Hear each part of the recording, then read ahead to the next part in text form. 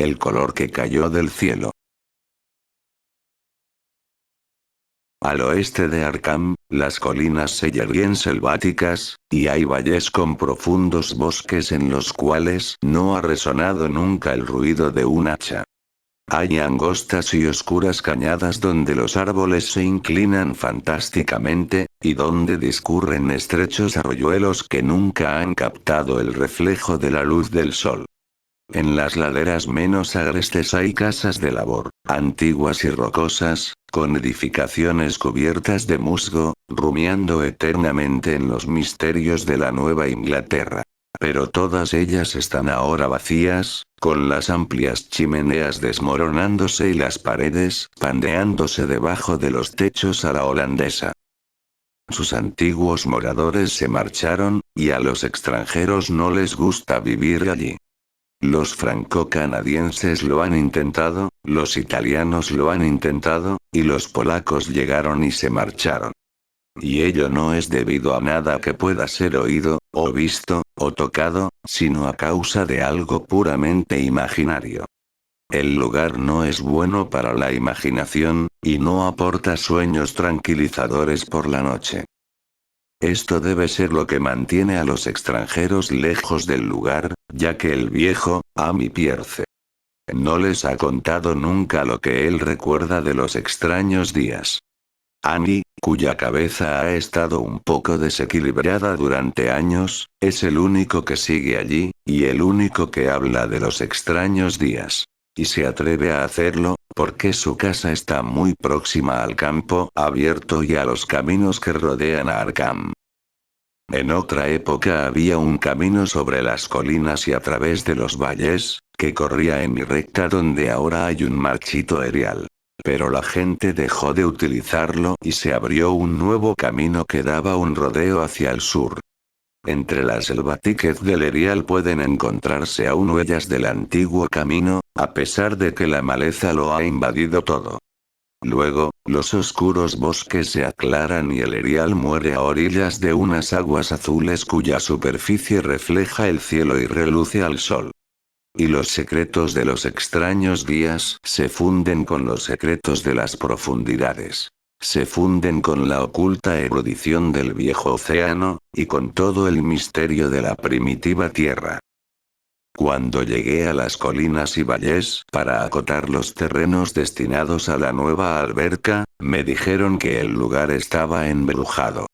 Esto me dijeron en Arkham, y como se trata de un pueblo muy antiguo lleno de leyendas de brujas, pensé que lo de embrujado debía ser algo que las abuelas habían susurrado a los chiquillos a través de los siglos. El nombre de Marchito Erial me pareció muy raro y teatral, y me pregunté cómo habría llegado a formar parte de las tradiciones de un pueblo puritano. Luego vi con mis propios ojos aquellas cañadas y laderas, y ya no me extrañó que estuvieran rodeadas de una leyenda de misterio. Las vi por la mañana, pero a pesar de ello estaban sumidas en la sombra. Los árboles crecían demasiado juntos, y sus troncos eran demasiado grandes, tratándose de árboles de Nueva Inglaterra. En las oscuras avenidas del bosque había demasiado silencio, y el suelo estaba demasiado blando con el húmedo musgo y los restos de infinitos años de descomposición. En los espacios abiertos, principalmente a lo largo de la línea del antiguo camino, había pequeñas casas de labor. A veces, con todas sus edificaciones en pie, y a veces con solo un par de ellas, y a veces con una solitaria chimenea o una derruida bodega. La maleza reinaba por todas partes, y seres furtivos susurraban en el subsuelo. Sobre todas las cosas pesaba una rara opresión. Un toque grotesco de irrealidad, como si fallara algún elemento vital de perspectiva o de claroscuro.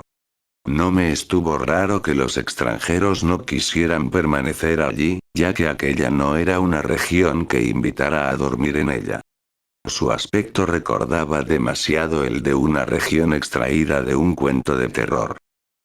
Pero nada de lo que había visto podía compararse, en lo que a desolación respecta, con el marchito erial. Se encontraba en el fondo de un espacioso valle. Ningún otro nombre hubiera podido aplicársele con más propiedad, ni ninguna otra cosa se adaptaba tan perfectamente a un nombre. Era como si un poeta hubiese acuñado la frase después de haber visto aquella región. Mientras la contemplaba, pensé que era la consecuencia de un incendio. Pero, ¿por qué no había crecido nunca nada sobre aquellos 5 acres de gris desolación, que se extendía bajo el cielo como una gran mancha corroída por el ácido entre bosques y campos? Discurre en gran parte hacia el norte de la línea del antiguo camino, pero invade un poco el otro lado. Mientras me acercaba experimenté una extraña sensación de repugnancia, y solo me decidí a hacerlo porque mi tarea me obligaba a ello. En aquella amplia extensión no había vegetación de ninguna clase.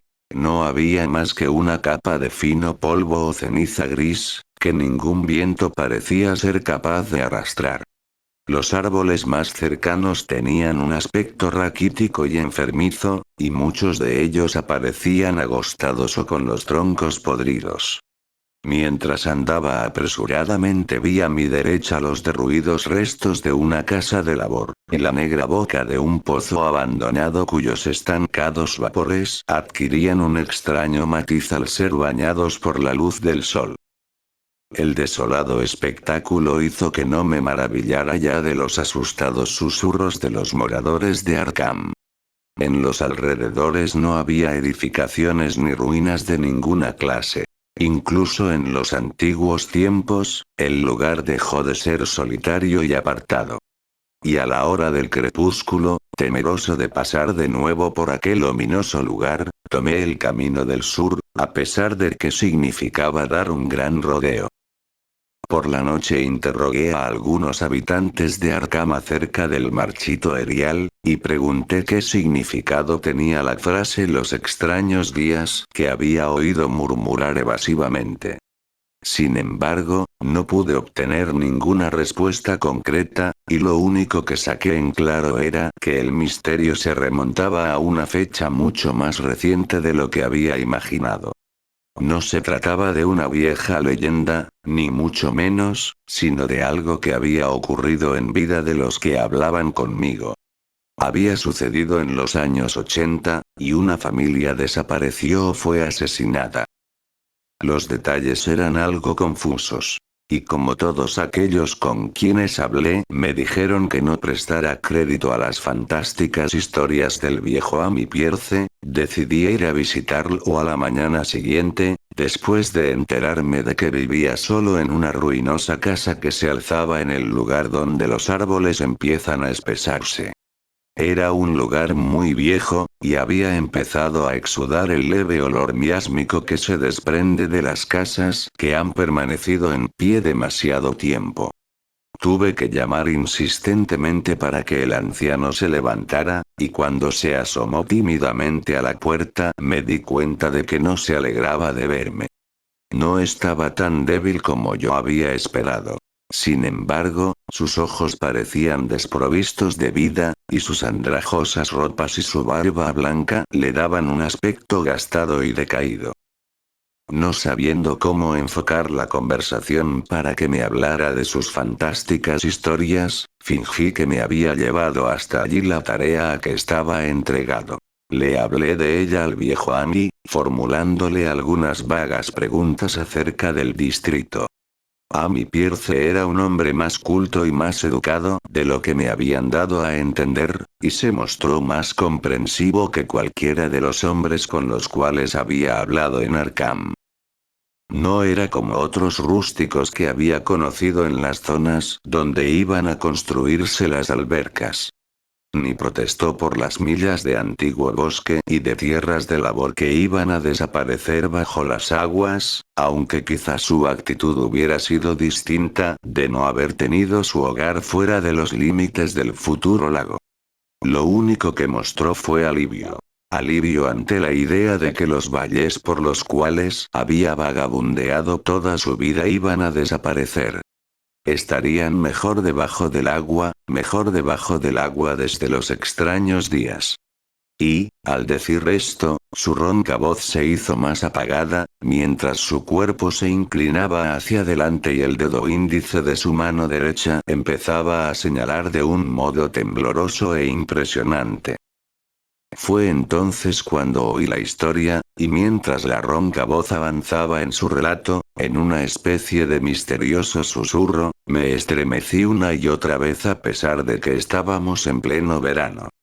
Tuve que interrumpir al narrador con frecuencia, para poner en claro puntos científicos que él solo conocía a través de lo que había dicho un profesor, cuyas palabras repetía como un papagayo, aunque su memoria había empezado ya a flaquear. O para tender un puente entre dato y dato, cuando fallaba su sentido de la lógica y de la continuidad. Cuando hubo terminado, no me extrañó que su mente estuviera algo desequilibrada, ni que a la gente de Arkham no le gustara hablar del marchito Erial. Me apresuré a regresar a mi hotel antes de la puesta del sol, ya que no quería tener las estrellas sobre mi cabeza encontrándome al aire libre. Al día siguiente regresé a Boston para dar mi informe. No podía ir de nuevo a aquel oscuro caos de antiguos bosques y laderas, ni enfrentarme otra vez con aquel gris serial donde el negro pozo abría sus fauces al lado de los derruidos restos de una casa de labor. La alberca iba a ser construida inmediatamente, y todos aquellos antiguos secretos quedarían enterrados para siempre bajo las profundas aguas. Pero creo que ni cuando esto sea una realidad, me gustará visitar aquella región por la noche, al menos, no cuando brillan en el cielo las siniestras estrellas. Todo empezó, dijo el viejo Andy, con el meteorito. Antes no se habían oído leyendas de ninguna clase, e incluso en la remota época de las brujas aquellos bosques occidentales no fueron ni la mitad de temidos que la pequeña isla del Miskatonic, donde el diablo concedía audiencias al lado de un extraño altar de piedra, más antiguo que los indios. Aquellos no eran bosques hechizados, y su fantástica oscuridad no fue nunca terrible hasta los extraños días. Luego había llegado aquella blanca nube meridional, se había producido aquella cadena de explosiones en el aire y aquella columna de humo en el valle. Y por la noche, todo Arkham se había enterado de que una gran piedra había caído del cielo y se había incrustado en la tierra, junto al pozo de la casa de Nahum Gardner. La casa que se había alzado en el lugar que ahora ocupaba el marchito Erial. Nahum había ido al pueblo para contar lo de la piedra, y al pasar ante la casa de Amy Pierce se lo había contado también. En aquella época Amy tenía 40 años, y todos los extraños acontecimientos estaban profundamente grabados en su cerebro. Amy y su esposa habían acompañado a los 3 profesores de la Universidad de Miskatonic que se presentaron a la mañana siguiente para ver al fantástico visitante que procedía del desconocido espacio estelar, y habían preguntado cómo era que Nahum había dicho, el día antes, que era muy grande. Nahum, señalando la parduzca mole que estaba junto a su pozo, dijo que se había encogido. Pero los sabios replicaron que las piedras no se encogen. Su calor irradiaba persistentemente, y Nahum declaró que había brillado débilmente toda la noche. Los profesores golpearon la piedra con un martillo de geólogo y descubrieron que era sorprendentemente blanda. En realidad, era tan blanda como si fuera artificial, y arrancaron, más bien que escoplearon, una muestra para llevársela a la universidad a fin de comprobar su naturaleza. Tuvieron que meterla en un cubo que le pidieron prestado a Nahum, ya que el pequeño fragmento no perdía calor. En su viaje de regreso se detuvieron a descansar en la casa de Andy, y parecieron quedarse pensativos cuando la señora Pierce observó que el fragmento estaba haciéndose más pequeño y había empezado a quemar el fondo del cubo. Realmente no era muy grande, pero quizás habían cogido un trozo menor de lo que habían supuesto.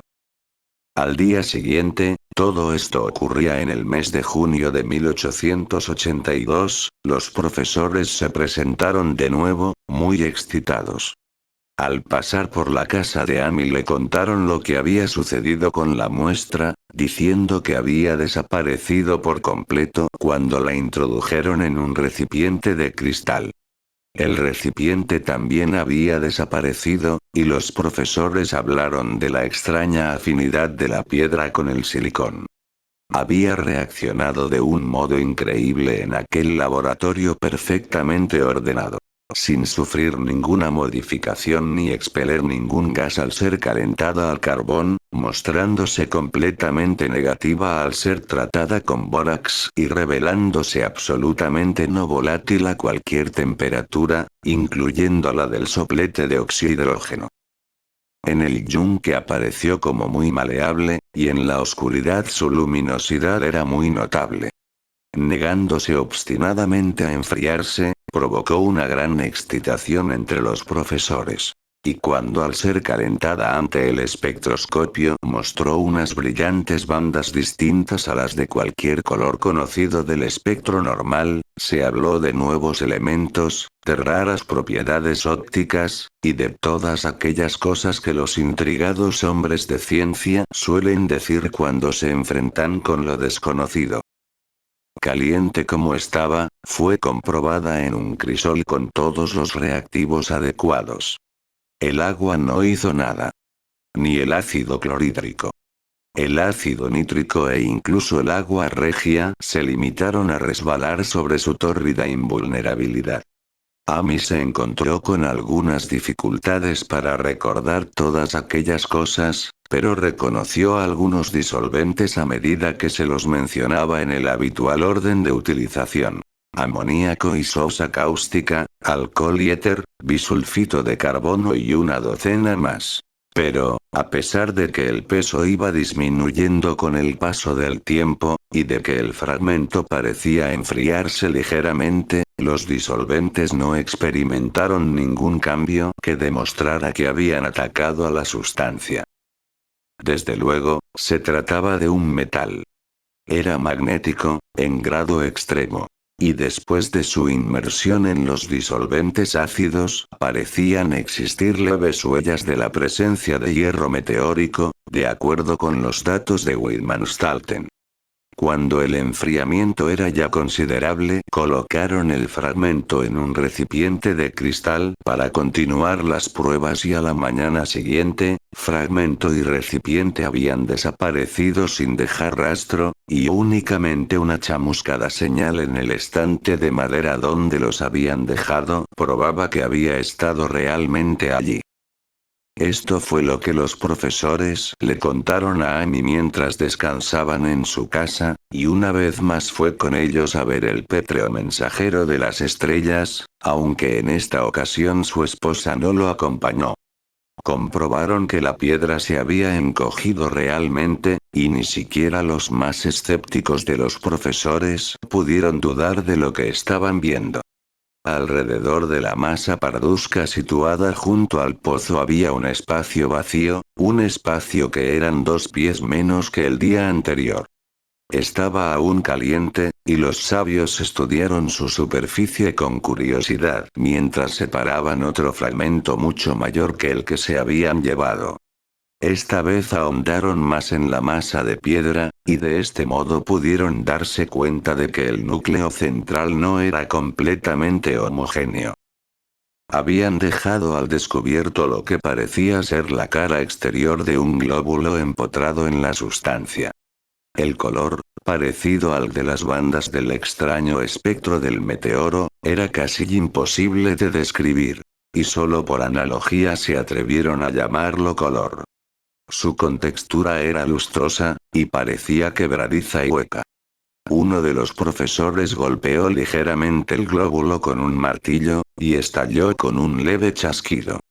De su interior no salió nada, y el glóbulo se desvaneció como por arte de magia, dejando un espacio esférico de unas 3 pulgadas de diámetro. Los profesores pensaron que era probable que encontraran otros glóbulos a medida que la sustancia envolvente se fuera fundiendo.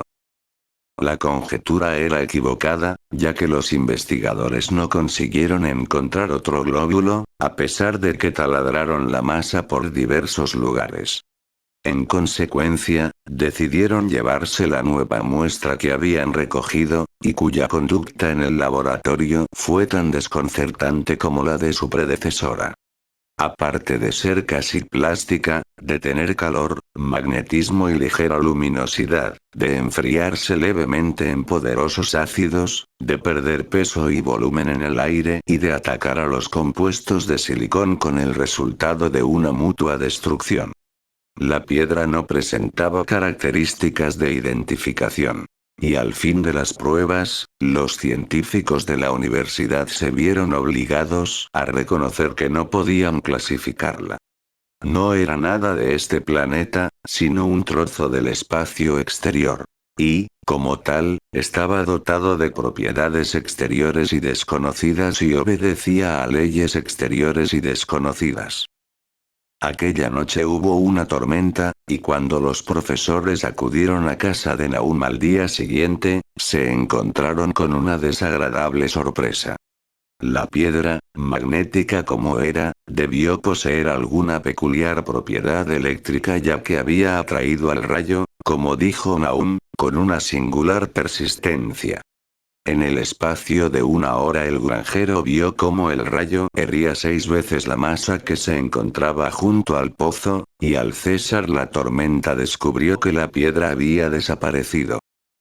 Los científicos, profundamente decepcionados, tras comprobar el hecho de la total desaparición, decidieron que lo único que podían hacer era regresar al laboratorio y continuar analizando el fragmento que se habían llevado el día anterior y que como medida de precaución hablan encerrado en una caja de plomo.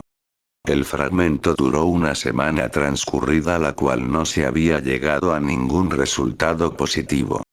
La piedra desapareció, sin dejar ningún residuo, y con el tiempo los profesores apenas creían que habían visto realmente aquel misterioso vestigio de los insondables abismos exteriores. Aquel único, fantástico mensaje de otros universos y otros reinos de materia, energía y entidad. Como era lógico, los periódicos de Arkham hablaron mucho del incidente y enviaron a sus reporteros a entrevistar a Nahum y a su familia. Un rotativo de Boston envió también un periodista, y Nahum se convirtió rápidamente en una especie de celebridad local. Era un hombre delgado, de unos 50 años, que vivía con su esposa y sus 3 hijos del producto de lo que cultivaba en el valle.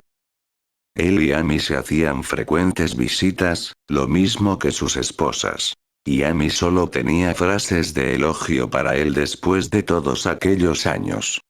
Parecía estar orgulloso de la atención que había despertado el lugar, y en las semanas que siguieron a su aparición y desaparición habló con frecuencia del meteorito.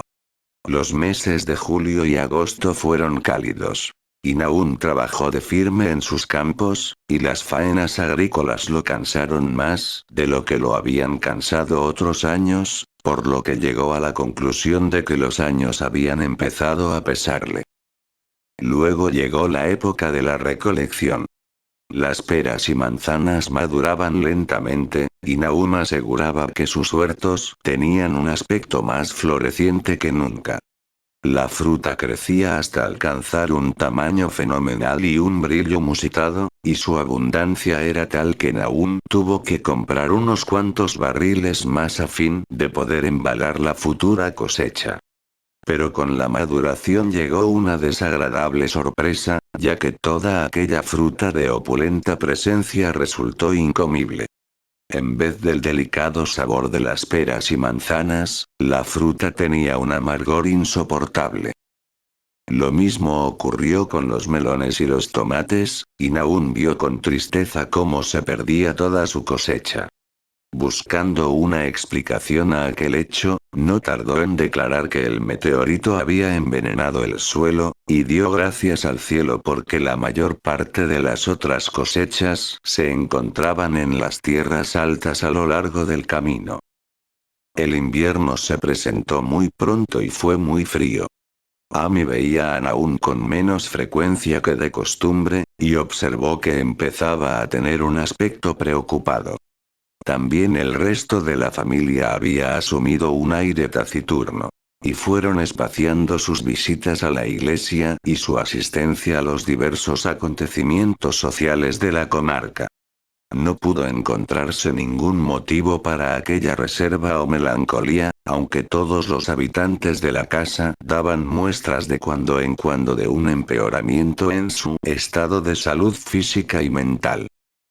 Esto se hizo más evidente cuando el propio Naum declaró que estaba preocupado por ciertas huellas de pasos que había visto en la nieve.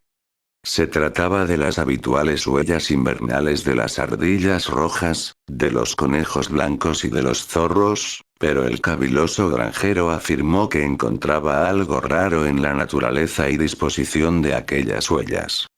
No fue más explícito, pero parecía creer que no era característica de la anatomía y las costumbres de ardillas y conejos y zorros. Amy no hizo mucho caso de todo aquello hasta una noche que pasó por delante de la casa de Naum en su trineo, en su camino de regreso de Clark's Corners.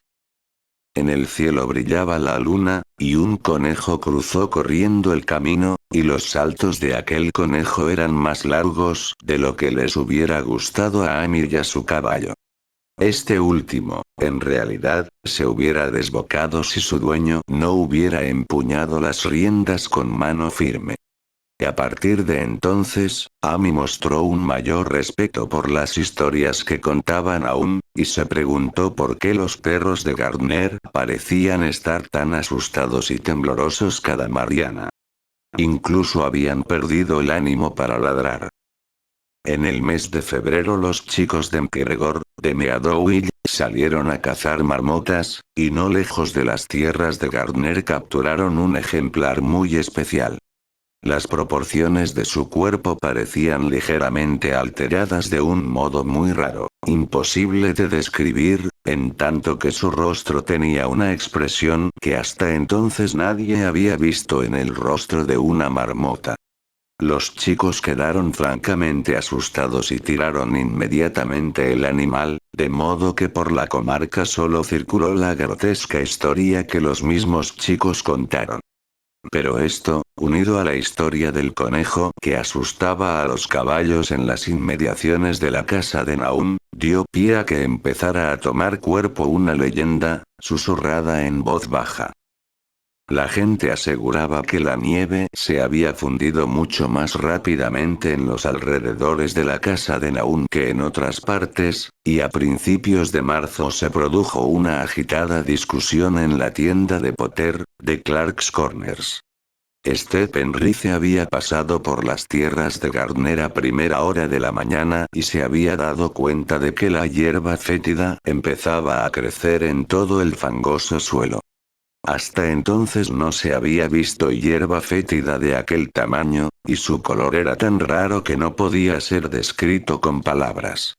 Sus formas eran monstruosas, y el caballo había relinchado lastimeramente ante la presencia de un hedor que hirió también desagradablemente el olfato de Stephen.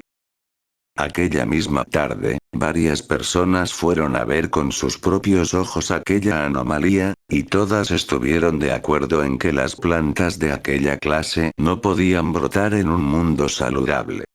Se mencionaron de nuevo los frutos amargos del otoño anterior, y corrió de boca en boca que las tierras de Naum estaban emponzoñadas. Desde luego, se trataba del meteorito. Y recordando lo extraño que les había parecido a los hombres de la universidad, varios granjeros hablaron del asunto con ellos. Un día, hicieron una visita a Naum. Pero como se trataba de unos hombres que no prestaban crédito con facilidad a las leyendas, sus conclusiones fueron muy conservadoras. Las plantas eran raras, desde luego, pero toda la hierba fétida es más o menos rara en su forma y en su color. Quizás algún elemento mineral del meteorito había penetrado en la Tierra, pero no tardaría en desaparecer. y en cuanto a las huellas en la nieve y a los caballos asustados, se trataba únicamente de habladurías sin fundamento, que habían nacido a consecuencia de la caída del meteorito. Pero unos hombres serios no podían tener en cuenta las habladurías de los campesinos, ya que los supersticiosos labradores dicen y creen cualquier cosa. Ese fue el veredicto de los profesores acerca de los extraños días. Solo uno de ellos, encargado de analizar 2 redomas de polvo en el curso de una investigación policíaca, año y medio más tarde, recordó que el extraño color de la hierba fétida era muy parecido al de las insólitas bandas de luz que reveló el fragmento del meteoro en el espectroscopio de la universidad, y al del glóbulo que encontraran en el interior de la piedra. En el análisis que el mencionado profesor llevó a cabo, las muestras revelaron al principio las mismas insólitas bandas, aunque más tarde perdieran la propiedad. Los árboles florecieron prematuramente alrededor de la casa de Nahum, y por la noche se mecían ominosamente al viento. El segundo hijo de Nahum, Tadeus, un muchacho de 15 años, juraba que los árboles se mecían también cuando no hacía viento. Pero ni siquiera los más charlatanes prestaron crédito a esto. Desde luego, en el ambiente había algo raro. Toda la familia Gardner desarrolló la costumbre de quedarse escuchando, aunque no esperaban oír ningún sonido al cual pudieran dar nombre. La escucha era en realidad resultado de momentos en que la conciencia parecía haberse desvanecido en ellos. Desgraciadamente, esos momentos eran más frecuentes a medida que pasaban las semanas, hasta que la gente empezó a murmurar que toda la familia Nahum estaba mal de la cabeza. Cuando salió la primera saxífraga, su color era también muy extraño. No completamente igual al de la hierba fétida, pero indudablemente afín a él e igualmente desconocido para cualquiera que lo viera.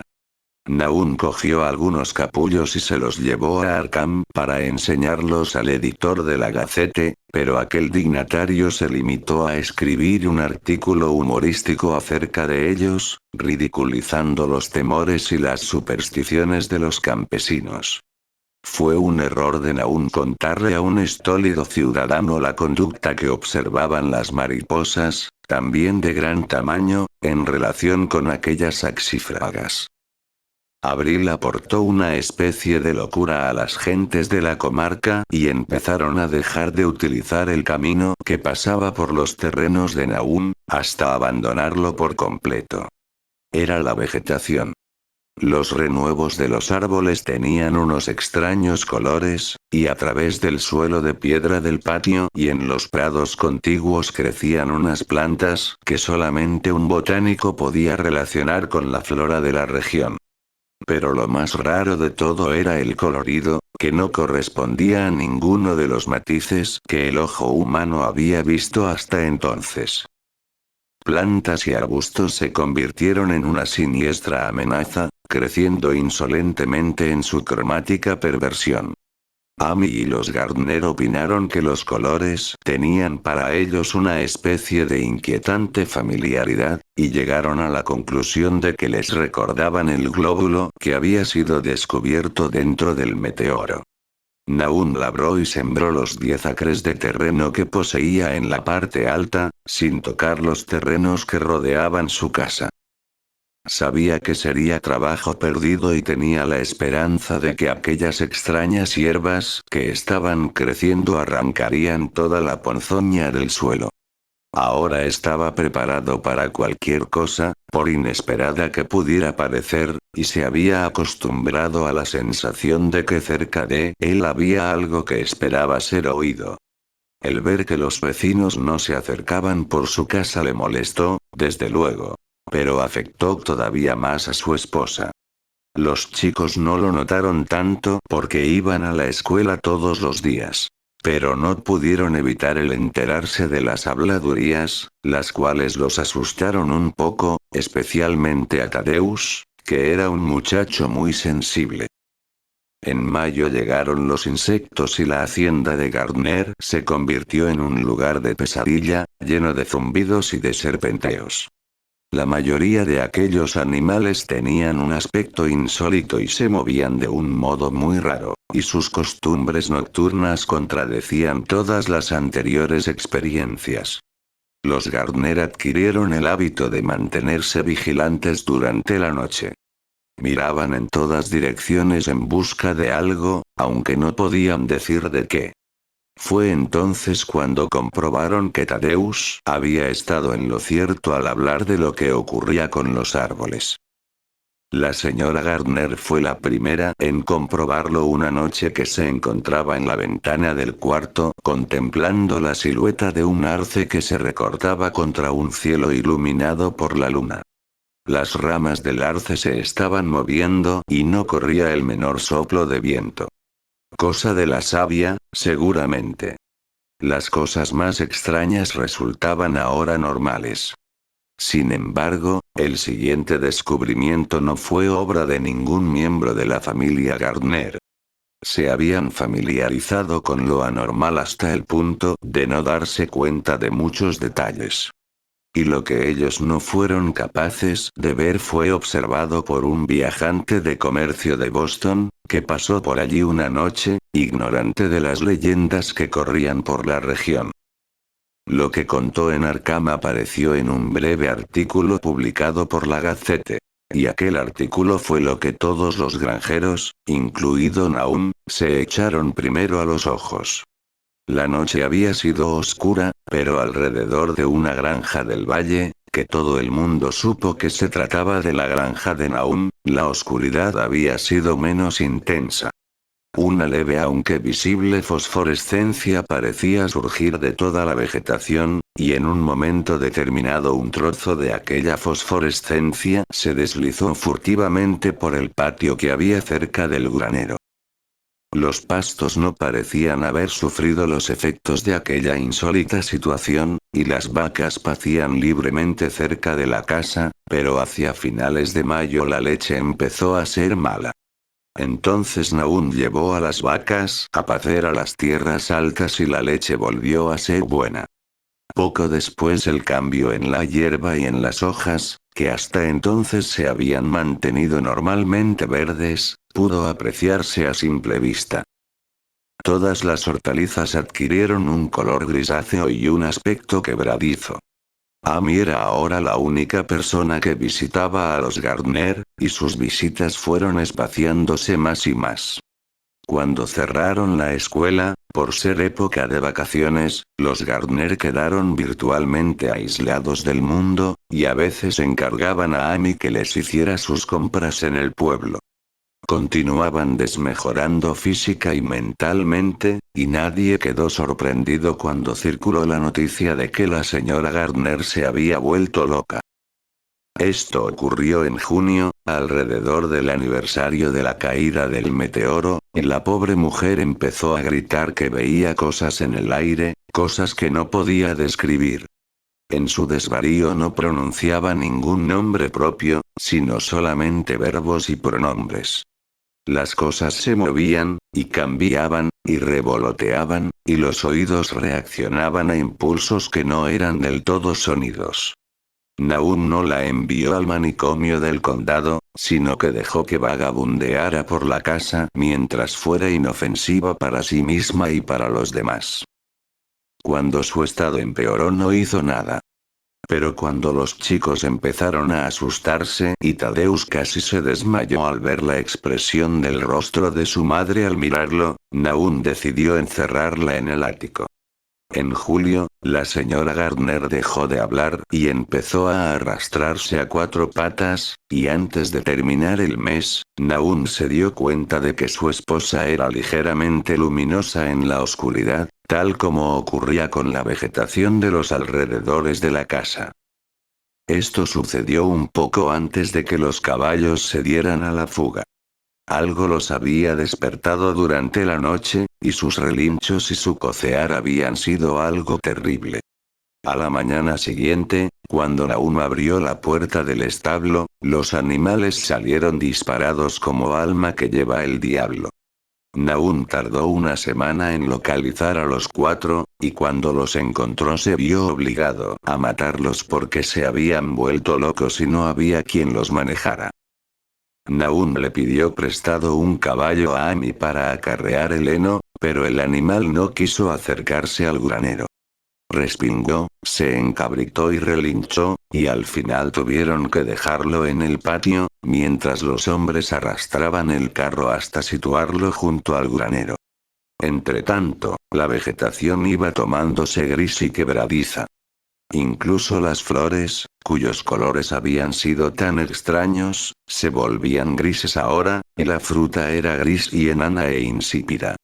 Las jarillas y el trébol dorado dieron flores grises y deformes, y las rosas, las rascamoños y las malvarrosas del patio delantero tenían un aspecto tan horrendo, que Cenas, el mayor de los hijos de Naún, las cortó todas.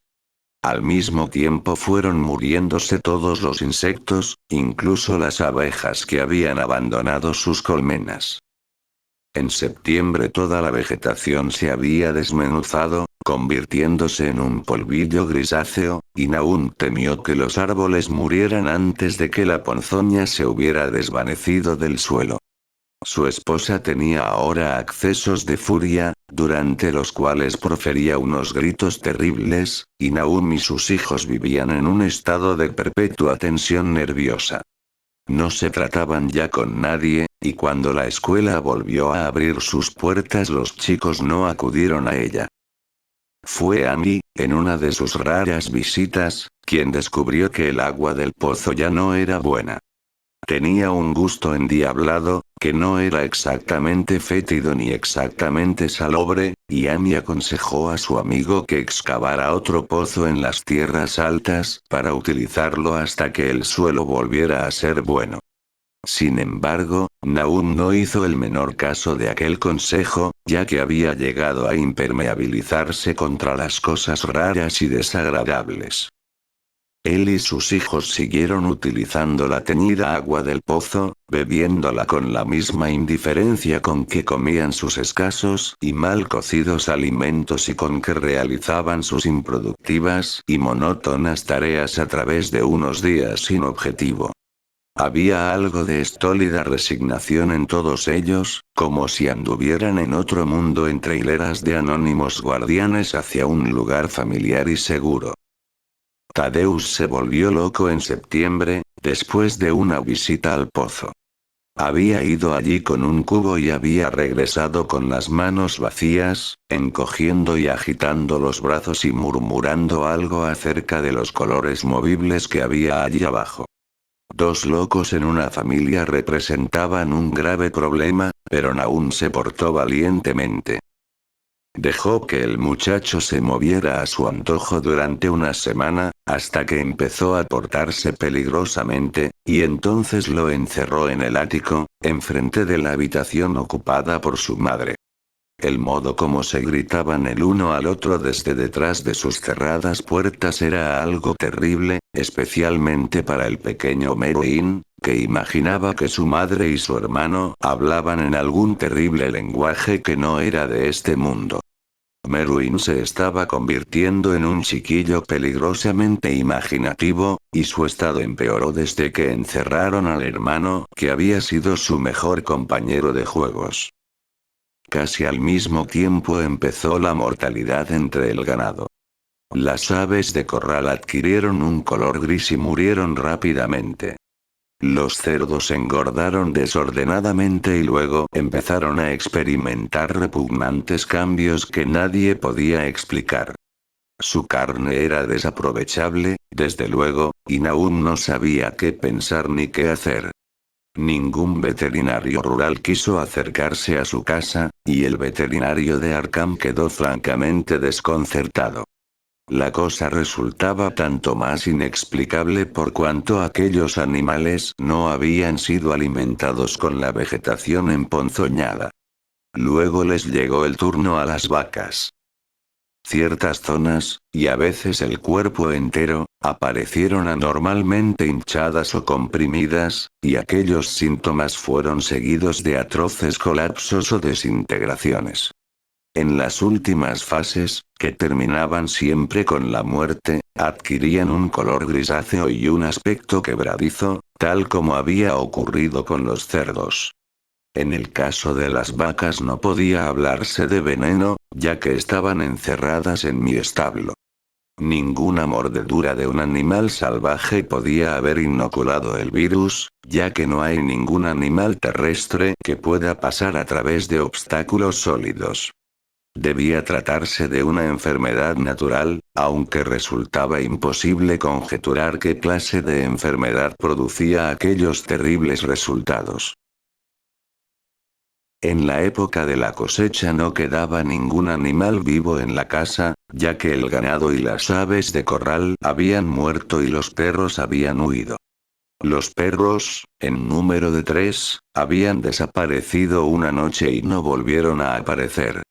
Los 5 gatos se habían marchado un poco antes, pero su desaparición apenas fue notada, ya que en la casa no había ahora ratones y únicamente la señora Gardner sentía cierto afecto por los graciosos felinos. El 19 de octubre Nahum se presentó en casa de Amy con espantosas noticias.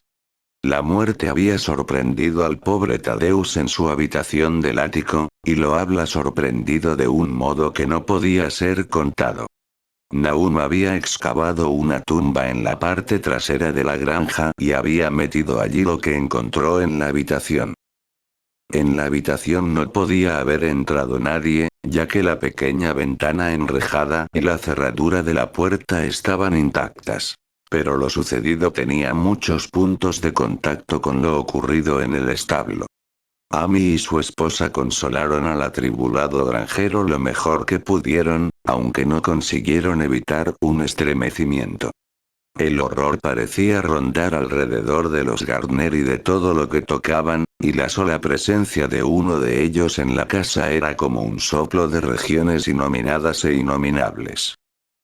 Amy acompañó a Nahum a su hogar de muy mala gana e hizo lo que pudo para calmar los histéricos sollozos del pequeño Merwin. Zenas no necesitaba ser calmado. Se encontraba en un estado de completo atontamiento y se limitaba a mirar fijamente un punto indeterminado del espacio y a obedecer lo que su padre le ordenaba. Y Amy pensó que ese estado de abulia era lo mejor que podía ocurrirle. De cuando en cuando los gritos de Merwin eran contestados desde el ático, y en respuesta a una mirada interrogadora Nahum dijo que su esposa estaba muy débil. Cuando se acercaba la noche, Amy se las arregló para marcharse, ya que ningún sentimiento de amistad podía hacerle permanecer en aquel lugar cuando la vegetación empezaba a brillar débilmente y los árboles podían o no moverse sin que soplara el viento. Era una verdadera suerte para Amy el hecho de que no fuese una persona imaginativa. De haberlo sido, de haber podido relacionar y reflexionar sobre todos los portentos que lo rodeaban, no cabe duda de que hubiese perdido la chaveta. A la hora del crepúsculo regresó apresuradamente a su casa, sintiendo resonar terriblemente en sus oídos los gritos de la loca y del pequeño Merwin. 3 días más tarde Nahum se presentó en casa de Amy muy de mañana, y en ausencia de su huésped le contó a la señora Pierce una horrible historia que ella escuchó temblando de miedo. Esta vez se trataba del pequeño Merwin. Había desaparecido. Había salido de la casa cuando ya era de noche con un farol y un cubo para traer agua, y no había regresado. Hacía días que su estado no era normal y se asustaba de todo. El padre oyó un frenético grito en el patio, pero cuando abrió la puerta y se asomó el muchacho había desaparecido. No se veía ni rastro de él, y en ninguna parte brillaba el farol que se había llevado. En aquel momento, Nahum creyó que el farol y el cubo habían desaparecido también. Pero al hacerse de día, y al regreso de su búsqueda de toda la noche por campos y bosques, Nahum había descubierto unas cosas muy raras cerca del pozo. Una retorcida y semifundida masa de hierro, que había sido indudablemente el farol. Y junto a ella una asa doblada junto a otra masa de hierro, asimismo retorcida y semifundida, que correspondía al cubo. Eso fue todo. Nahum imaginaba lo inimaginable. La señora Pierce estaba como atontada, y Amy, cuando llegó a casa y oyó la historia, no pudo dar ninguna opinión. Merwin había desaparecido y sería inútil decírselo a la gente que vivía en aquellos alrededores y que huían de los Gardner como de la peste. Tan inútil como decírselo a los ciudadanos de Arkham que se reían de todo. Tad había desaparecido, y ahora había desaparecido Merwin. Algo estaba arrastrándose y arrastrándose, esperando ser visto y oído. Nahum no tardaría en morirse, y deseaba que Amy velara por su esposa y por Cenas, si es que lo sobrevivían. Todo aquello era un castigo de alguna clase, aunque Nahum no podía adivinar a qué se debía, ya que siempre había vivido en el santo temor de Dios. Durante más de 2 semanas, Amy no tuvo ninguna noticia de Nahum. Y entonces, preocupado por lo que pudiera haber ocurrido, dominó sus temores y efectuó una visita a la casa de los Gardner. De la chimenea no salía humo y por unos instantes el visitante temió lo peor. El aspecto de la granja era impresionante. Hierba y hojas grisáceas en el suelo, parras cayéndose a pedazos de arcaicas paredes y aleros, y enormes árboles desnudos silueteándose malignamente contra el gris cielo de noviembre. Amy no pudo dejar de notar que se había producido un sutil cambio en la inclinación de las ramas. Pero Nahum estaba vivo, después de todo. Estaba muy débil y reposaba en un catre en la cocina de techo bajo, pero conservaba la lucidez y seguía dando órdenes a Cenas. La estancia estaba mortalmente fría. Y al ver que Amy se estremecía, Nahum le gritó a Cenas que trajera más leña. La leña, en realidad, era muy necesaria, ya que el cavernoso hogar estaba apagado y vacío, y el viento que se filtraba chimenea abajo era helado. De pronto, Nahum le preguntó si la leña que había traído su hijo lo hacía sentirse más cómodo, y entonces Amy se dio cuenta de lo que había ocurrido. Finalmente, la mente del granjero había dejado de resistir a la intensa presión de los acontecimientos. Interrogando discretamente a su vecino, Amy no consiguió poner en claro lo que le había sucedido a Cenas. En el pozo, vive en el pozo, fue todo lo que su padre dijo.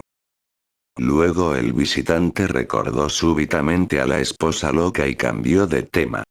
Navi. Está aquí, desde luego, fue la sorprendida respuesta del pobre Nahum, y Amy no tardó en darse cuenta de que tendría que investigar por sí mismo.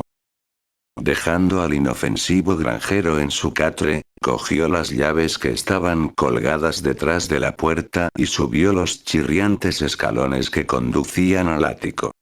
La parte alta de la casa estaba completamente silenciosa y no se oía el menor ruido en ninguna dirección.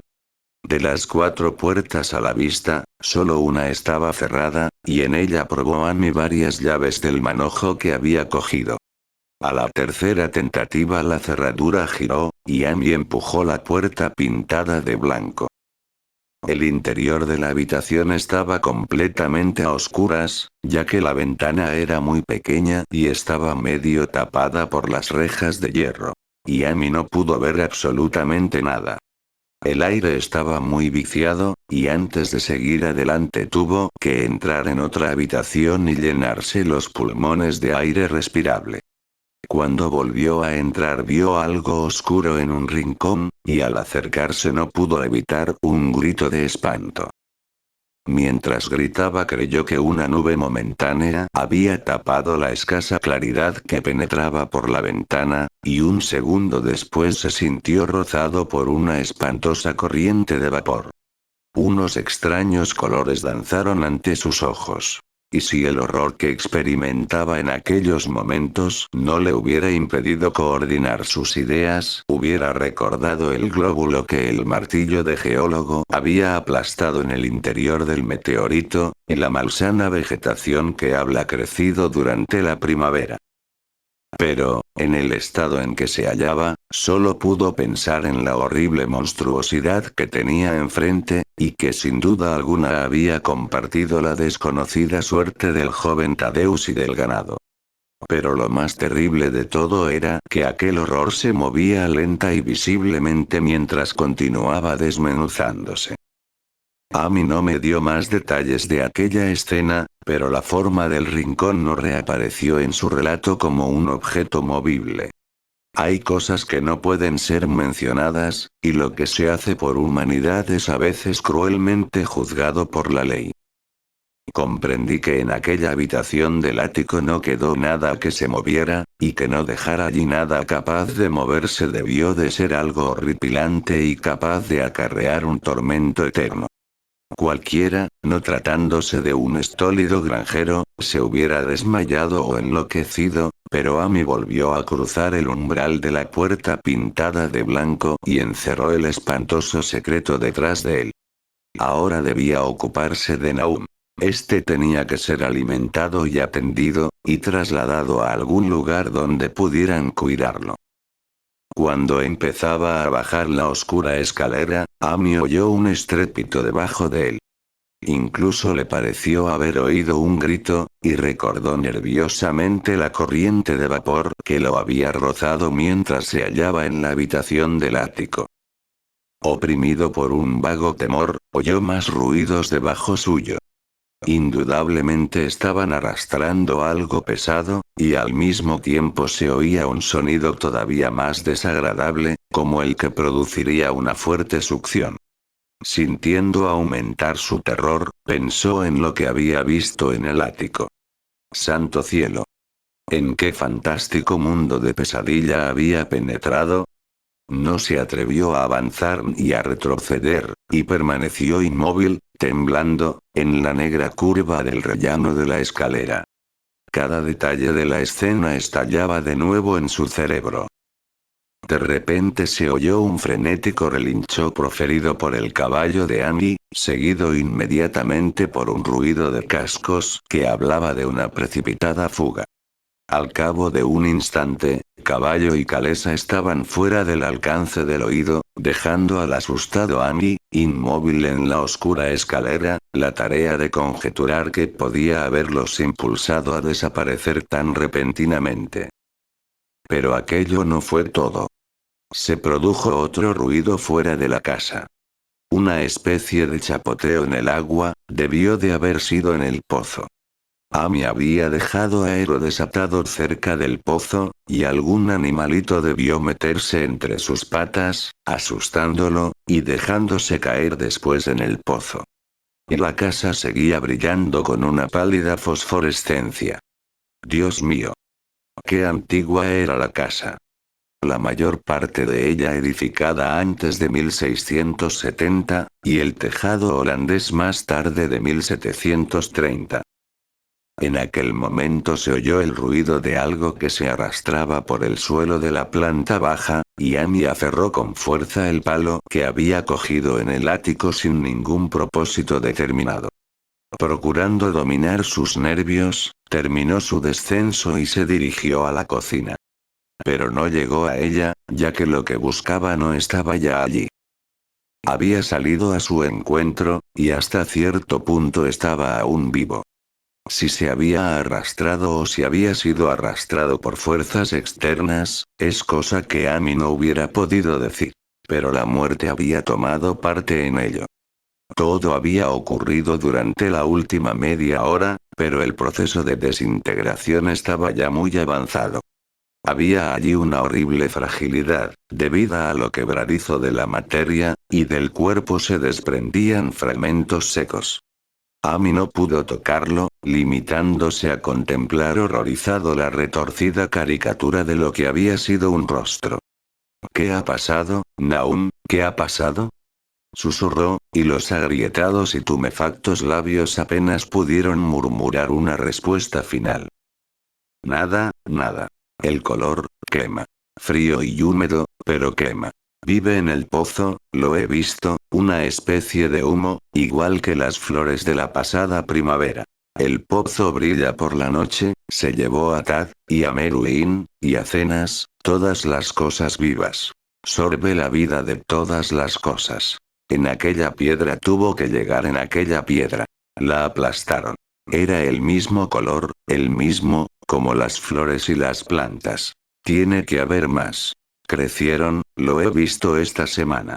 Tuvo que darle fuerte a Cenas. Era un chico fuerte, lleno de vida. Le golpea a uno la mente y luego se apodera de él. Quema mucho. En el agua del pozo. No pueden sacarlo de allí, ahogarlo, se ha llevado también a Cenas. Tenías razón. El agua está embrujada, ¿cómo está Navi, Annie? Mi cabeza no funciona. No sé cuánto hace que no le he subido comida. La cosa la atacó también a ella. El color. Su rostro tiene el mismo color por las noches, y el color quema y sorbe. Procede de algún lugar donde las cosas no son como aquí. Uno de los profesores lo dijo. Tenía razón, mira, Annie, está sorbiendo más, sorbiendo la vida. Pero eso fue todo. La cosa que había hablado no podía hablar más porque se había encogido completamente. Amy lo cubrió con un mantel a cuadros blancos y rojos y salió de la casa por la puerta trasera. Trepó por la ladera que conducía a las tierras altas y regresó a su hogar por el camino del norte y los bosques. No pudo pasar junto al pozo desde el cual había huido su caballo. Miró hacia el pozo a través de una ventana y recordó el chapoteo que había oído. El chapoteo de algo que se había sumergido en el pozo después de lo que había hecho con el desdichado Naum. Cuando Amy llegó a su casa se encontró con que el caballo y la calesa lo habían precedido. Su esposa lo aguardaba llena de ansiedad. Después de tranquilizarla, sin darle ninguna explicación, se dirigió a Arkham y notificó a las autoridades que la familia Gardner ya no existía. No entró en detalles, limitándose a hablar de las muertes de Naum y de Navi. La de Thaddeus era ya conocida, y dijo que la causa de la muerte parecía ser la misma extraña dolencia que había atacado al ganado. También dijo que Meruín y Cenas habían desaparecido. En la jefatura de policía lo interrogaron ampliamente, y al final se vio obligado a acompañar a 3 agentes a la granja de Gardner, juntamente con el fiscal, el médico forense y el veterinario que había atendido a los animales enfermos. Amy fue con ellos de muy mala gana, ya que la tarde estaba muy avanzada y temía que la noche lo cogiera en aquel lugar maldito, aunque era un consuelo saber que iba a estar acompañado de tantos hombres. Los 6 hombres montaron en un carro, siguiendo a la calesa de Amy, y llegaron a la granja alrededor de las 4. A pesar de que los agentes estaban acostumbrados a presenciar espectáculos horripilantes, todos se estremecieron a la vista de lo que fue encontrado debajo del mantel a cuadros rojos y blancos, y en la habitación del ático.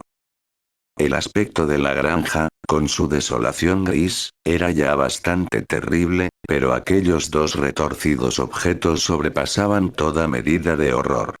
Nadie pudo contemplarlos más allá de un par de segundos, e incluso el médico forense admitió que allí había muy poco que examinar.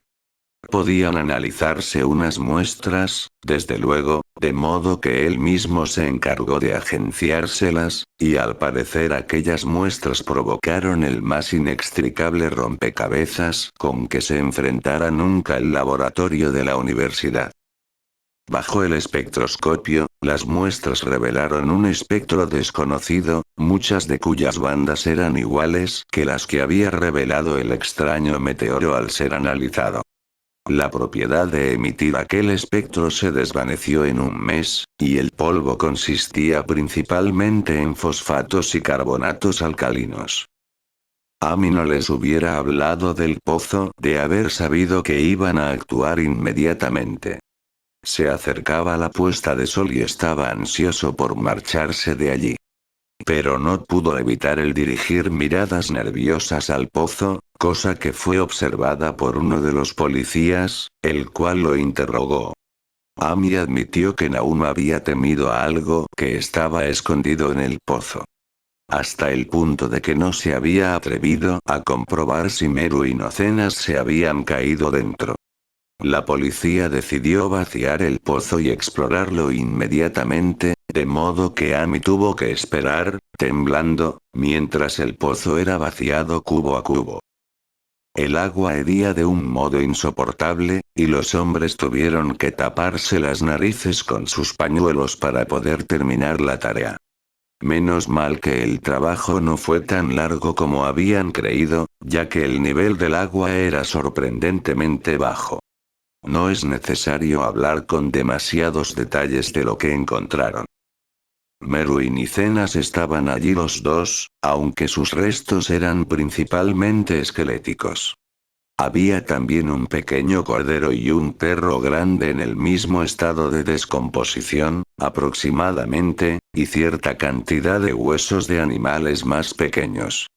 El limo del fondo parecía inexplicablemente poroso y burbujeante, y un hombre que bajó atado a una cuerda y provisto de una larga pértiga se encontró con que podía hundir la pértiga en el fango en toda su longitud sin encontrar ningún obstáculo. La noche se estaba echando encima y entraron en la casa en busca de faroles. Luego, cuando vieron que no podían sacar nada más del pozo, volvieron a entrar en la casa y conferenciaron en la antigua sala de estar mientras la intermitente claridad de una espectral media luna iluminaba a intervalos la gris desolación del exterior. Los hombres estaban francamente perplejos ante aquel caso y no podían encontrar ningún elemento convincente que relacionara las extrañas condiciones de los vegetales, la desconocida enfermedad del ganado y de las personas, y las inexplicables muertes de Meru y Nicenas en el pozo. Habían oído los comentarios y las habladurías de la gente, desde luego. Pero no podían creer que hubiese ocurrido algo contrario a las leyes naturales. Era evidente que el meteoro había emponzoñado el suelo, pero la enfermedad de personas y animales que no habían comido nada crecido en aquel suelo era harina de otro costal. ¿Se trataba del agua del pozo? Posiblemente. No sería mala idea analizarla. Pero ¿por qué singular locura se habían arrojado los dos muchachos al pozo? Habían actuado de un modo muy similar, y sus restos demostraban que los dos habían padecido a causa de la muerte quebradiza y gris. ¿Por qué todas las cosas se volvían grises y quebradizas? El fiscal, sentado junto a una ventana que daba al patio, fue el primero en darse cuenta de la fosforescencia que había alrededor del pozo. La noche había caído del todo, y los terrenos que rodeaban la granja parecían brillar débilmente con una luminosidad que no era la de los rayos de la luna. Pero aquella nueva fosforescencia era algo definido y distinto, y parecía surgir del negro agujero como la claridad apagada de un faro, reflejándose amortiguadamente en las pequeñas charcas que el agua vaciada del pozo había formado en el suelo. La fosforescencia tenía un color muy raro, y mientras todos los hombres se acercaban a la ventana para contemplar el fenómeno, Amy lanzó una violenta exclamación. El color de aquella fantasmal fosforescencia le resultaba familiar. Lo había visto antes, y se sintió lleno de temor ante lo que podía significar. Lo había visto en aquel horrendo glóbulo quebradizo hacía 2 veranos, lo había visto en la vegetación durante la primavera, y había creído verlo por un instante aquella misma mañana contra la pequeña ventana enrejada de la horrible habitación del ático, donde habían ocurrido cosas que no tenían explicación. Había brillado allí por espacio de un segundo, y una espantosa corriente de vapor lo había rozado, y luego el pobre Nahum había sido arrastrado por algo de aquel color. Nahum lo había dicho al final, había dicho que era como el glóbulo y las plantas. Después se había producido la fuga en el patio y el chapoteo en el pozo, y ahora aquel pozo estaba proyectando a la noche un pálido e insidioso reflejo del mismo diabólico color. Una prueba fehaciente de la viveza mental de Amy es que en aquel momento de suprema tensión se sintió intrigado por algo que era fundamentalmente científico. Se preguntó cómo era posible recibir la misma impresión de una corriente de vapor deslizándose en pleno día por una ventana abierta al cielo matinal, y de una fosforescencia nocturna proyectándose contra el negro y desolado paisaje. No era lógico, resultaba antinatural, y entonces recordó las últimas palabras pronunciadas por su desdichado amigo. Procede de algún lugar donde las cosas no son como aquí, uno de los profesores lo dijo. Los 3 caballos que se encontraban en el exterior de la casa, atados a unos árboles junto al camino, estaban ahora relinchando y coceando frenéticamente.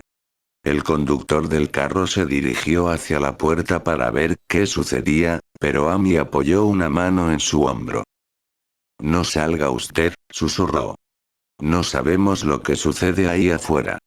Nahum dijo que en el pozo vivía algo que sorbía la vida. Dijo que era algo que había surgido de una bola redonda como la que vimos dentro del meteorito que cayó aquí hace más de un año. Dijo que quemaba y sorbía, y que era una nube de color como la fosforescencia que ahora sale del pozo, y que nadie puede saber lo que es. Nahum creía que se alimentaba de todo lo viviente y afirmó que lo había visto la pasada semana. Tiene que ser algo caído del cielo, igual que el meteorito, tal como dijeron los profesores de la universidad. Su forma y sus actos no tienen nada que ver con el mundo de Dios. Es algo que procede del más allá. De modo que el hombre se detuvo, indeciso, mientras la fosforescencia que salía del pozo se hacía más intensa y los caballos coceaban y relinchaban con creciente frenesí. Fue realmente un espantoso momento. Con los restos monstruosos de 4 personas, 2 en la misma casa y 2 en el pozo, y aquella desconocida iridiscencia que surgía de las fangosas profundidades. Amy había cerrado el paso al conductor del carro llevado por un repentino impulso, olvidando que a él mismo no le había sucedido nada después de ser rozado por aquella horrible columna de vapor en la habitación del ático, pero no se arrepentía de haberlo hecho. Nadie podía saber lo que había aquella noche en el exterior. Nadie podía conocer la índole de los peligros que podían acechar a un hombre enfrentado con una amenaza completamente desconocida. De repente, uno de los policías que estaba en la ventana profirió una exclamación. Los demás se le quedaron mirando, y luego siguieron la dirección de los ojos de su compañero. No había necesidad de palabras. Lo que había de discutible en las habladurías de los campesinos ya no podría ser discutido en adelante porque allí había 6 testigos de excepción, media docena de hombres que, por la índole de sus profesiones, no creían más que lo que veían con sus propios ojos. Ante todo es necesario dejar sentado que a aquella hora de la noche no soplaba ningún viento. Poco después empezó a soplar, pero en aquel momento el aire estaba completamente inmóvil. Y, sin embargo, en medio de aquella tensa y absoluta calma, los árboles del patio estaban moviéndose. Se movían morbosa y espasmódicamente, agitando sus desnudas ramas, en convulsivas y epilépticas sacudidas, hacia las nubes bañadas por la luz de la luna. Arañando con impotencia el aire inmóvil, como empujados por una misteriosa fuerza subterránea que ascendiera desde debajo de las negras raíces. Por espacio de unos segundos todos los hombres reunidos en la granja de Gardner contuvieron el aliento. Luego, una nube más oscura que las demás veló la luna, y la silueta de las agitadas ramas se disipó momentáneamente. En aquel instante un grito de espanto se escapó de todas las gargantas, ya que el horror no se había desvanecido con la silueta, y en un pavoroso momento de oscuridad más profunda los hombres vieron retorcerse en la copa del más alto de los árboles un millar de diminutos puntos fosforescentes, brillando como el fuego de San Telmo o como las lenguas de fuego que descendieron sobre las cabezas de los apóstoles el día de Pentecostés. Era una monstruosa constelación de luces sobrenaturales, como un enjambre de luciérnagas necrófagas bailando una infernal zarabanda sobre una ciénaga maldita. Y su color era el mismo que Amy había llegado a reconocer y a temer. Entretanto, la fosforescencia del pozo se hacía cada vez más brillante, infundiendo en los hombres reunidos en la granja una sensación de anormalidad que anulaba cualquier imagen que sus mentes conscientes pudieran formar. Ya no brillaba. Estaba vertiéndose hacia afuera. Y mientras la informe corriente de indescriptible color abandonaba el pozo, parecía flotar directamente hacia el cielo. El veterinario se estremeció y se acercó a la puerta para echar la doble barra. Amy estaba también muy impresionado y tuvo que limitarse a señalar con la mano, por falta de voz, cuando quiso llamar la atención de los demás sobre la creciente luminosidad de los árboles.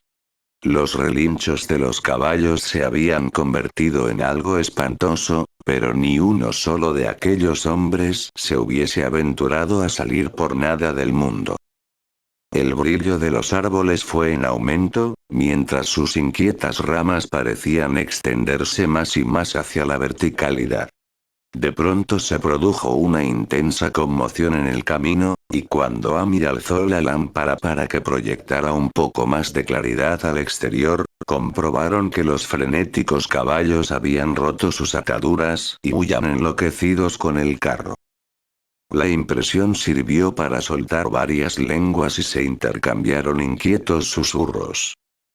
Se extiende sobre todas las cosas orgánicas que hay por aquí, murmuró el médico forense. Nadie contestó, pero el hombre que había bajado al pozo aventuró la opinión de que su pértiga debió de haber removido algo intangible. Fue algo terrible, añadió.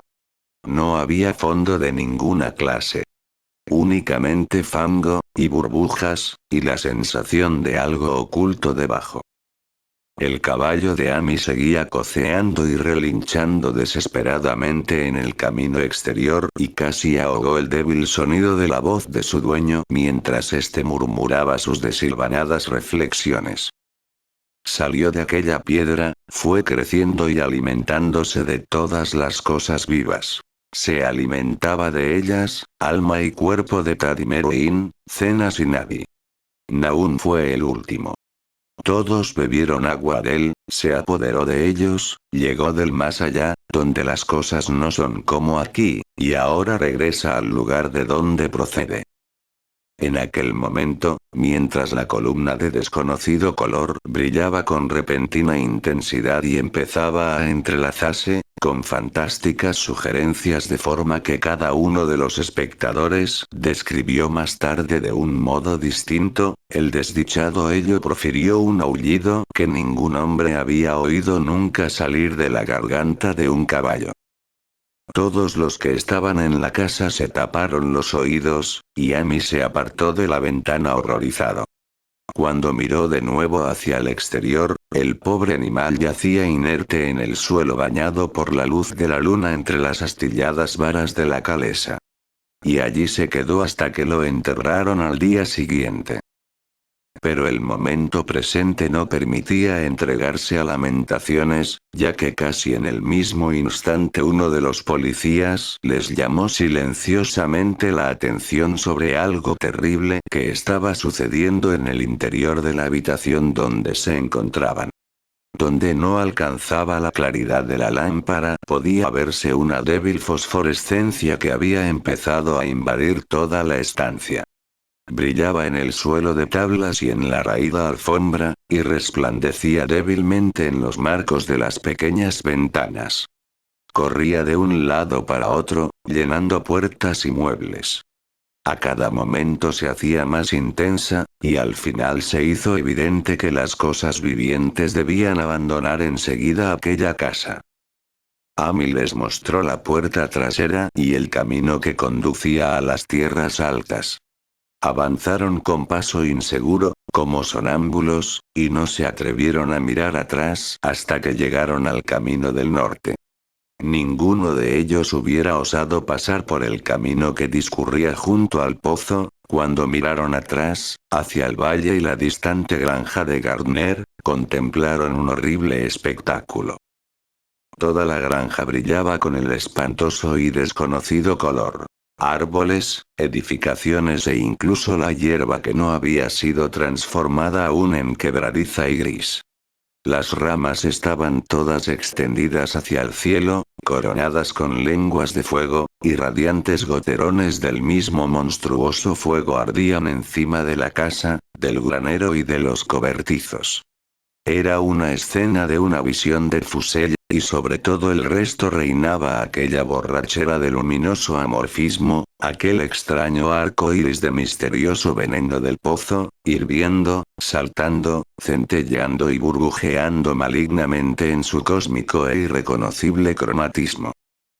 Luego, súbitamente, la horrible cosa salió disparada verticalmente hacia el cielo, como un cohete o un meteoro, sin dejar ningún rastro detrás de ella y desapareciendo a través de un redondo y curiosamente simétrico agujero abierto en las nubes, antes de que ninguno de los hombres pudiera expresar su asombro. Ningún espectador podría olvidar nunca aquel espectáculo, y Amy se quedó mirando estúpidamente el camino que habla seguido el color hasta mezclarse con las estrellas de la Vía Láctea. Pero su mirada fue atraída inmediatamente hacia la tierra por el estrépito que acababa de producirse en el valle. Había sido un estrépito, y no una explosión, como afirmaron algunos de los componentes del grupo. Pero el resultado fue el mismo, ya que en un caleidoscópico instante la granja y sus alrededores parecieron estallar, enviando hacia el cénit una nube de coloreados y fantásticos fragmentos. Los fragmentos se desvanecieron en el aire, dejando una nube de vapor que al cabo de un segundo se había desvanecido también. Los asombrados espectadores decidieron que no valía la pena esperar a que volviera a salir la luna para comprobar los efectos de aquel cataclismo en la granja de Naum. Demasiado asustados incluso para aventurar alguna teoría, los 7 hombres regresaron a Arkham por el camino del norte. Amy estaba peor que sus compañeros y les suplicó que lo acompañaran hasta su casa en vez de dirigirse directamente al pueblo. Por nada del mundo hubiera cruzado el bosque solo a aquella hora de la noche. Estaba más asustado que los demás porque había sufrido una impresión que los otros se habían ahorrado, y se sentía oprimido por un temor que por espacio de muchos años no se atrevió a mencionar. Mientras el resto de los espectadores en aquella tempestuosa colina había vuelto estólidamente sus rostros al camino, Amy había mirado hacia atrás por un instante para contemplar el sombrío valle de desolación al que tantas veces había acudido. Y había visto algo que se alzaba débilmente para hundirse de nuevo en el lugar desde el cual el informe horror había salido disparado hacia el cielo. Era solamente un color, aunque no era ningún color de nuestra tierra ni de los cielos. Y porque Amy reconoció aquel color, y supo que sus últimos y débiles restos debían seguir ocultos en el pozo, nunca ha estado completamente cuerdo desde entonces. Amy no se acercaría a aquel lugar por nada del mundo. Hace 44 años que sucedieron los hechos que acabo de narrar, pero Amy no ha vuelto a pisar aquellas tierras y le alegra saber que pronto quedarán enterradas debajo de las aguas. También a mí me alegra la idea ya que no me gustó nada ver cómo cambiaba de color la luz del sol al reflejarse en aquel abandonado pozo. Espero que el agua será siempre muy profunda, pero aunque así sea nunca la beberé. No creo que regrese a la región de Arkham. Tres de los hombres que habían estado con Amy volvieron al día siguiente para ver las ruinas a la luz del día, pero en realidad no había ruinas. Únicamente los ladrillos de la chimenea, las piedras de la bodega, algunos restos minerales y metálicos, y el brocal de aquel nefando pozo. A excepción del caballo de Amy, que enterraron aquella misma mañana, y de la calesa, que no tardaron en devolver a su dueño, todas las cosas que habían tenido vida habían desaparecido. Solo quedaban 5 acres de desierto polvoriento y grisáceo, y desde entonces no ha crecido en aquellos terrenos ni una brizna de hierba. En la actualidad aparece como una gran mancha comida por el ácido en medio de los bosques y campos, y los pocos que se han atrevido a acercarse por allí a pesar de las leyendas campesinas le han dado el nombre de Erial Maldito. Las leyendas campesinas son muy extrañas. Y podrían ser incluso más extrañas si los hombres de la ciudad y los químicos universitarios tuvieran el interés suficiente para analizar el agua de aquel pozo olvidado, o el polvo gris que ningún viento parece dispersar. Los botánicos podrían estudiar también la sorprendente flora que crece en los límites de aquellos terrenos, ya que de este modo podrían confirmar o refutar lo que dice la gente. Que la zona emponzoñada está extendiéndose poco a poco, quizás 1 pulgada al año. La gente dice que el color de la hierba que crece en aquellos alrededores no es el que le corresponde y que los animales salvajes dejan extrañas huellas en la nieve cuando llega el invierno. La nieve no parece cuajar tanto en el Erial Maldito como en otros lugares. Los caballos, los pocos que quedan en esta época motorizada, se ponen nerviosos en el silencioso valle. Y los cazadores no pueden acercarse con sus perros a las inmediaciones del Erial Maldito. Dicen también que las influencias mentales son muy malas, y que todos los que han tratado de establecerse allí, extranjeros en su inmensa mayoría, han tenido que marcharse acosados por extrañas fantasías y sueños. Ningún viajero ha dejado de experimentar una sensación de extrañeza en aquellas profundas hondonadas, y los artistas tiemblan mientras pintan unos bosques cuyo misterio es tanto de la mente como de la vista. Y yo mismo estoy sorprendido de la sensación que me produjo mi único paseo solitario por aquellos lugares antes de que Amy me contara su historia. No me pregunten mi opinión. No sé. Esto es todo. La única persona que podía ser interrogada acerca de los extraños días es Amy, ya que la gente de Arkham no quiere hablar de este asunto, y los 3 profesores que vieron el meteorito y su coloreado glóbulo están muertos. ¿Había otros glóbulos? Probablemente. Uno de ellos consiguió alimentarse y escapar, en tanto que otro no había podido alimentarse suficientemente y continuaba en el pozo. Los campesinos dicen que la zona emponzoñada se ensancha 1 pulgada cada año, de modo que tal vez existe algún tipo de crecimiento o de alimentación incluso ahora. Pero, sea lo que haya allí, tiene que verse trabado por algo, ya que de no ser así se extendería rápidamente. ¿Está atado a las raíces de aquellos árboles que arañan el aire? Lo que es, solo Dios lo sabe. En términos de materia, supongo que la cosa que Amy describió puede ser llamada un gas, pero aquel gas obedecía a unas leyes que no son de nuestro cosmos. No era fruto de los planetas y soles que brillan en los telescopios y en las placas fotográficas de nuestros observatorios. No era ningún soplo de los cielos cuyos movimientos y dimensiones miden nuestros astrónomos o consideran demasiado vastos para ser medidos. No era más que un color surgido del espacio, un pavoroso mensajero de unos reinos del infinito situados más allá de la naturaleza que nosotros conocemos. De unos reinos cuya simple existencia aturde el cerebro con las inmensas posibilidades extracósmicas que ofrece a nuestra imaginación.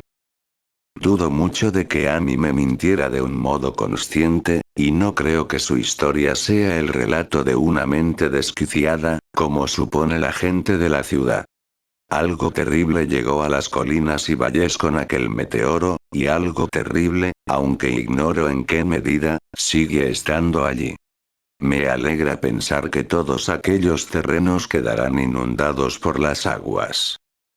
Entretanto, espero que no le suceda nada a Amy. Vio tanto de la cosa, y su influencia era tan insidiosa, ¿por qué no ha sido capaz de marcharse a vivir a otra parte?